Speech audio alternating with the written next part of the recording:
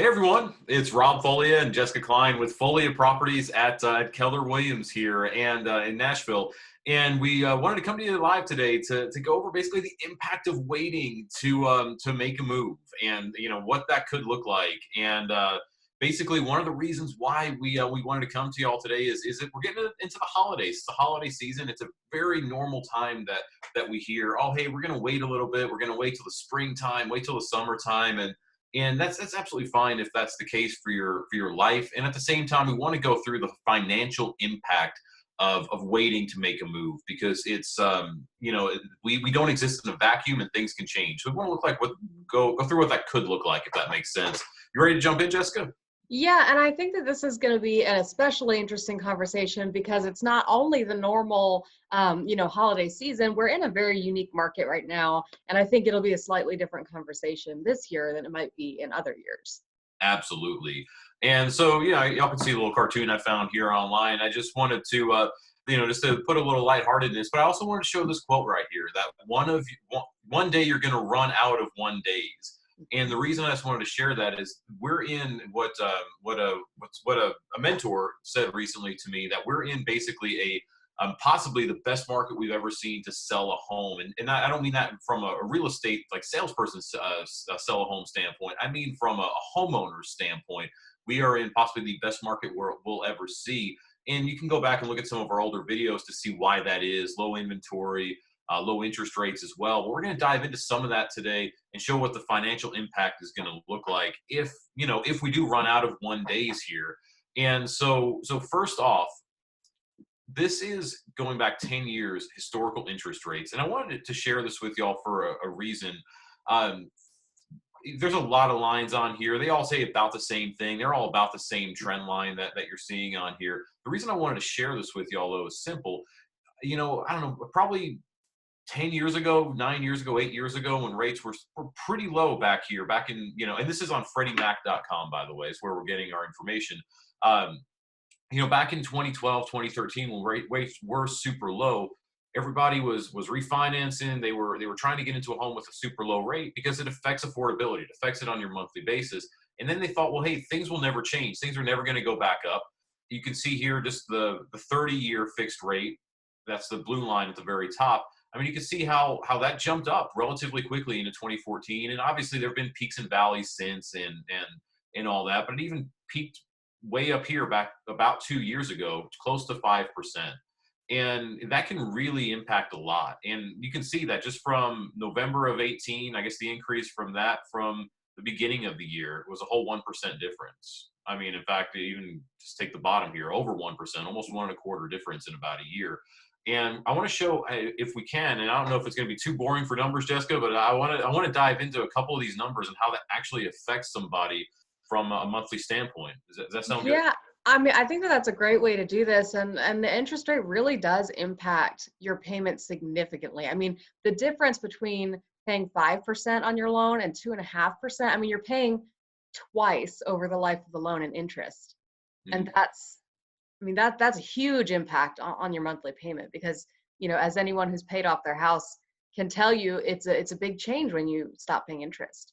Absolutely. And so, because interest rates literally can change on a dime. I mean, look right here how much they jumped from, I mean, this is about 4 years ago, obviously, but from the week ending November 3rd to, I mean, this is a month later, they went from what, 3.5 to over 0.5% more in a month. And so that literally can happen. I mean, you can see a couple pretty significant spikes on here. In fact, before we even look at this, how it's going to affect somebody's affordability on a monthly basis, I want to go through one more thing. And I've got pulled up here a mortgage calculator. I'm going to move us on the screen here just so everybody can see the numbers. I've got not a mortgage calculator, excuse me, just a normal calculator. And the reason why I want to share this is there are two things that impact somebody's affordability, somebody's budget, especially when they're selling a home. Obviously, interest rates, if they're going to buy a home, as well as the amount of buyers that are interested, but what type of money they're going to actually make from the sale of the property. And that's going to, there's a lot of factors that go into this, but yet basically what that is that's going to be a product of supply and demand and how hot the market is. And so I want to go through a very simple, just a simple calculation. We're not going to talk about what all the costs are in terms of selling a home, but basically what somebody's net would be selling a property at a price with a mortgage, and what their payoff would be. Because most people, and Jessica, tell me if I'm wrong here, most people are going to use their proceeds when they sell a home to buy another home. It's their down payment. It's what they're going to use to get into that next property, right? Oh, absolutely. I'd say 80% of our, of our clients who are buying and selling use the proceeds. Absolutely. And so let's just take a real simple example here. Like, let's just say somebody bought a home 4 years ago for $275,000. They put, 10% down roughly. They financed 250. Let's just say that. It's just easy, simple math. They financed $250,000. And let's just say that property's matured in price over in value over the last 4 years. And say it's worth about 350 right now. I mean, do you think that's very easy round numbers? You think that's a fair example? Yeah, I think so. All right. So let's just say then somebody bought a property for 350. Let's say they owe still about 250. I mean, obviously they could have paid more down, but let's just face it, the beginning of a 30-year fixed mortgage, you're paying a lot of interest. That's just the reality of it. So pretty simple. $100,000 they have in equity. And of course there are expenses that go into selling a home. We're not getting into all that today, but $100,000 that somebody's going to have to sell a property. Now, let's just say before I clear this and do the next calculation, let's just say values were to decrease over the next years. We don't know what things are going to look like. And we're going to look at all this together in a second and how all this combines. But let's just say, they went down 10% in the next year. This 250 is not going to change. I mean, it could change a little bit, obviously, but that's pretty fixed unless you pay down more of your mortgage. This is going to change, though. So instead of $350,000, 10% less of that is what, 315, right? Mm-hmm. So now, whoops, I missed a zero. So let's go back and do that one more time. So 315 minus, again, that 250, which was just the estimated mortgage balance for somebody, $65,000. So now big difference, exactly. Now somebody went from having $100,000 to put down on their next property, or maybe putting part of it down on the next home and using the other half for home improvements, to having $65,000. So just something to consider right here. The reason I wanted to share this is all of this is going to come into play for your mortgage calculator and what your monthly payment is going to look like. If y'all are interested in seeing this, firsthand, playing with numbers, go to our website, foliaproperties.com. Click on the top right. We've got a mortgage calculator up there that you can get in and mess around with. Well, let's just say, that fictional person just now is looking for a move-up home. Maybe that home that they bought for 250 4 years ago. Say they're wanting to get into a $450,000 home now, right? Like they need something a little bit larger, maybe a different neighborhood, changing school systems. And let's just say they had that $100,000 and they want to put all of that $100,000 down on their home. They have more than 20%, right? So that's a great thing. That's a great thing. That's a great thing. Changes a lot of things with your loan. It does, and I'll show you that in just a second. What were rates right now? 30-year fixed. Let's just say 2.72. Let's just say 2.75. Make it easy for our calculation. So even a little lower than what our calculator is defaulting to right now. 30-year fixed, leaving everything on here. We'll leave property tax the same. The reason why Jessica said it changes a lot for your loan to have that 20% down is this, where you can see my mouse swinging around. PMI, that's private mortgage insurance. That's what mortgage companies basically charge you to have a mortgage if you have less than 20% equity. It basically secures the loan, and for them, it's their protection basically. It doesn't really do you much good as a homeowner. It's not like homeowners insurance or flood insurance. It doesn't protect your asset. It protects the mortgage company's asset, which is the mortgage. And so because you'd have 20% down in this example, we can zero that out. As you can see, I mean, if it was 0.5%, in fact, let me just go down a little bit and show you what that actually looks like. Where's the breakdown here, Jessica? No, just right there. Ooh, a little over the circle. Little over the circle. Oh, thank you so much. Why didn't I come back up? Oh, right there. Is it?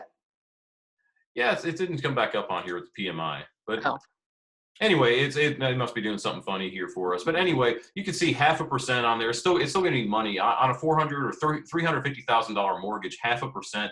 We're probably looking at about $100 a month, maybe a little bit more than that. That again doesn't do you any good. So the fact that you'd have 20% down, it's going to save you money.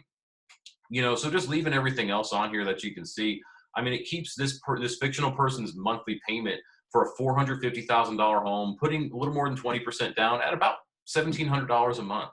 Now, I wanted to just, because I know we're talking a lot of numbers. I hope what you're seeing on the screen is going to make sense for everybody. Let's just plug in a couple of things that could change over the next year that really could impact you.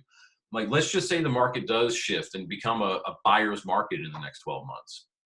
If that happens and say values do go down, I don't think they're going to go down terribly, but let's just say they do go down, and instead of having $100,000, you've got $65,000 to put down.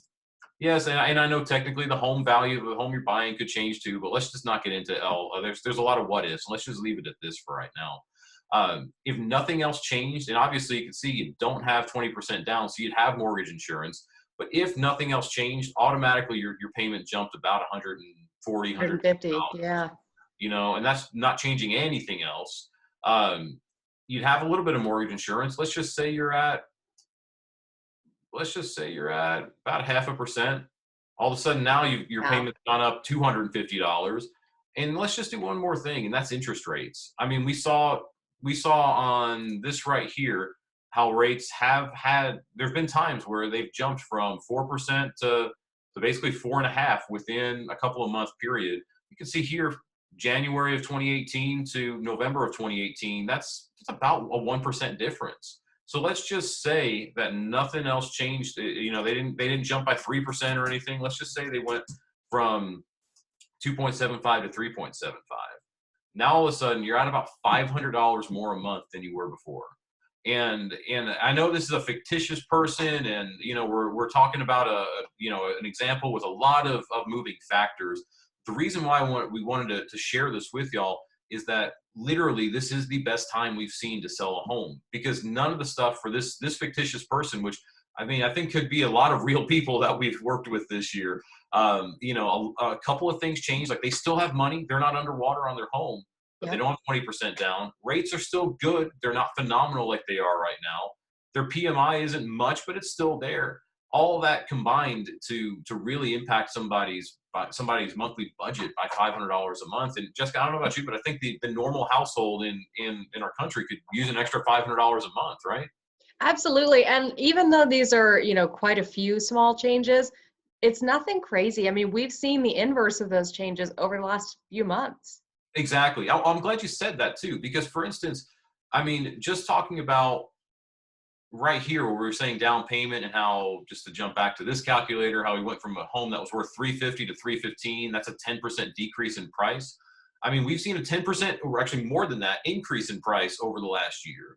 And because of all how volatile our economy is right now, because of the election, and it's not talking about politics, it happens every election year. There's some volatility in it because of the election, because of coronavirus. I mean, there are parts of the world that are starting to shut down again and like force quarantine. And because of all that, we don't know how that's going to play out for our economy. And it very well could be looking at a situation where next fall, instead of being at a home that's worth $350, you have $100,000 in a down payment, you've got $65,000 now. And I'm sure you know what we're getting at and where we're coming from. This is by no means an attempt to push somebody into selling their home because they don't want to. But this is for all the people that are out there who are like, yeah, I kind of want to sell when the kids are out of school, or maybe next summer when it's nice weather out again. Because don't people look more in the spring and summer? Like those questions that we get all the time. And the reality is, we can sell homes right now. We had a home just last weekend that we listed that multiple offers went under contract. We've got another that just hit the market yesterday, I guess. Is starting our showings today. I imagine we're gonna, knock on wood, have multiple offers on that one as well. It's happening all the time, even at the end of November, even going into the holidays, and we can do the same for you. Yep. Oh, just really quickly, for anyone who's concerned about, I still want to be able to have Thanksgiving, I still want to be able to have Christmas. The process is very flexible, and we can always block off those times for you, because we appreciate that it's important to be with family and to have those times each year, especially now. And that we can absolutely make that happen for you. 100%. I'm glad you said that, Jessica, because I mean, let's just play it out as in you're watching this video live on November 20th, or maybe you see it in your email on November 21st, or whatever it is, and you reach out to us next week and you say, hey, Rob, I want to do this. If that's the case, your home would likely probably be on the market not on Thanksgiving Day, probably the following week. We'd be showing it, after the holiday. We knock on wood, the way the market's been going, we'd probably have your home under contract within a couple of days, or a week tops, if what we're seeing anyway. And based on that, I mean, the way things would go, like, you don't have to let people into your home on Christmas Eve to show the home. Just like Jessica said, there are ways that we can make this very, very friendly for your household. So For sure. I think that's it. I know it was a longer video than normal, but I wanted to make sure we really go into it because I came across this quote, wanted to share it with y'all, because ultimately I do think one day we're going to run out of the 1 days for our market, and we're going to go from that, this amazing seller's market that we're in, that as a homeowner, it allows you to really reap the rewards of home ownership with your appreciating value and all the equity that you're building over the last couple of years. And it's going to go from that to becoming more of a balanced market, maybe a buyer's market, maybe even housing prices going down. And if that's the case, the 1 days are running out. So For sure. so Well, uh, go ahead. thanks everybody. I think this has been a great conversation. This is always one of my favorite ones to have. I'm a big numbers person. And yeah, Well, it's the facts, and just like all our videos, that's our goal, is to educate and inform, keep y'all informed as to what's actually happening in the real estate market, let you know how you can basically take advantage of it in a good way, and make sure that you're making the best decisions for you, your household, for your family as well, for your legacy. And so until next time, we're actually not going to have a video next week for Thanksgiving holiday, but we'll see y'all in 2 weeks for our next Facebook Live here. Hope y'all have an amazing Thanksgiving, and if y'all need anything, reach out, 615-591-5665. Thank y'all thank so much. you. Happy Thanksgiving. Happy Thanksgiving, y'all.